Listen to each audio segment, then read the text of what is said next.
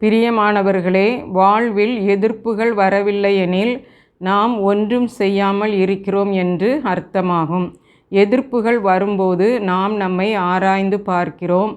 ஆண்டவரின் உதவியை நாம் நாடுகிறோம்.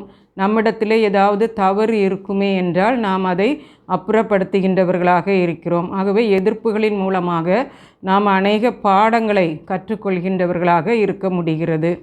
அப்போஸ்தலருடைய நடபடிகள் 13ஆம் அதிகாரம் 45ஆம் வசனம் முதல் 47 வரை நாம் வாசிக்கலாம். யூதர்கள் ஜனக்கூட்டங்களை கண்டபோது பொறாமையினால் நிறைந்து பவுலினால் சொல்லப்பட்டவைகளுக்கு எதிரிடையாய் பேசி விரோதித்து தூஷித்தார்கள். அப்பொழுது பவுலும் பர்னபாவும் தைரியம் கொண்டு அவர்களை நோக்கி, முதலாவது உங்களுக்கே தெய்வ வசனத்தை சொல்ல வேண்டியதாயிருந்தது.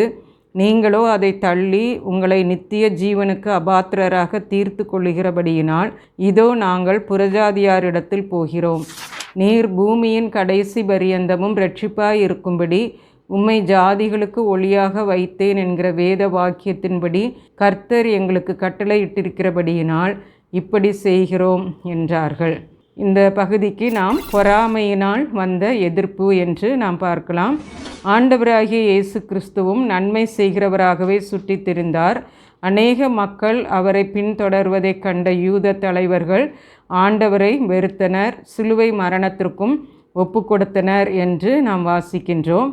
அவருடைய ஊழியக்காரரான பவுலும் பர்னபாவும் ஆண்டவரின் வசனத்தை போதித்து வந்தார்கள். அவர்களுடைய வாழ்வில் உள்ள தாழ்மை, ஐக்கியம், ஒருமனம், விசுவாசம் இவைகளை பார்த்து அநேகர் அவர்களோடு சேர்ந்தனர் என்று நாம் பார்க்கிறோம். இதை கண்ட யூதர்கள் பொறாமையினால் அவர்களுக்கு எதிர்ப்புகள் கொடுக்க ஆரம்பித்தனர். அது மட்டுமல்ல, விரோதமாக பேசி அவர்களை விரோதித்து அவர்களை தூஷித்தார்கள் என்று நாம் பார்க்கின்றோம். ஆகவே யூதர் அல்லாதோரும் வருகின்றார்கள் என்பதை அவர்களால் ஏற்றுக்கொள்ள முடியவில்லை. ஆண்டவர் எல்லாருக்கும் இரட்சகர் என்பதையும் அவர்கள் மறந்துவிட்டார்கள். என்றும் ஆண்டவரை ஏற்றுக்கொண்டவர்களும் பாகுபாடு உள்ளவராக இருக்கின்றனர் என்று நாம் காண முடிகிறது. அந்த விதமான பாகுபாடு இல்லாமல் எல்லாரையும் ஏற்றுக்கொள்கின்றவர்களாக இருக்க வேண்டும். பவுலுக்கு எதிராக பேசி தூஷித்தார்கள் என்று நாம் பார்க்கிறோம். ஆனால் பவுலும் பர்னபாவும் எதற்கும் கலங்கவில்லை. வசனம் 46 பார்க்கும் பொழுது இந்த செய்கை அவர்களுக்கு தைரியத்தை கொடுத்தது. எதிர்ப்புகள் அவர்களுக்கு தைரியத்தை கொடுத்தது என்று நாம் பார்க்கிறோம். யூதர்கள் வேத வசனத்தை வெறுத்து தள்ளுவதால் பவுலும் பர்னபாவும் யூதர் அல்லாதோரிடம் வசனத்தை போதிக்க செல்கின்றோம். நீங்கள் நித்திய ஆக்கினையை தெரிந்து கொண்டீர்கள் என்று அங்கே தைரியமாக கூறுகின்றதை நாம் பார்க்கிறோம். வசனம் 47 ஆண்டவர் பூமியின் கடைசி பரியந்தம் இரட்சிப்பாய் இருக்கவும் உலகம் அனைத்துக்கும் ஒளியாகவும் வந்த இயேசுவை அறிவிக்க இந்த உலகம் பறந்து விரிந்து கிடக்கிறது என்று பவுலும் பர்னபாவும் கூறுகின்றதை நாம் பார்க்கிறோம். ஆகவே எதிர்ப்புகள், உபத்திரவங்களை கண்டு நாம் அஞ்ச வேண்டிய தேவையில்லை.